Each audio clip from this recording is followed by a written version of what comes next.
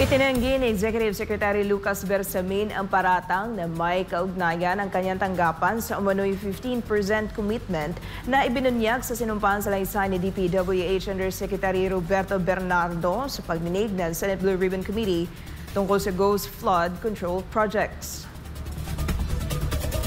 Ayon kay Bersamin, walang katotohanan ang akusasyon na naturang porsyento ay para umano sa Office of the Executive Secretary.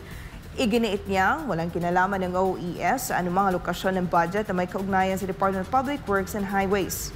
Wala rin umano anumang transaksyon sa pagitan ng OES at ni Undersecretary Bernardo o isang Undersecretary ng Department of Education na una na rin itinanggi ang aligasyon.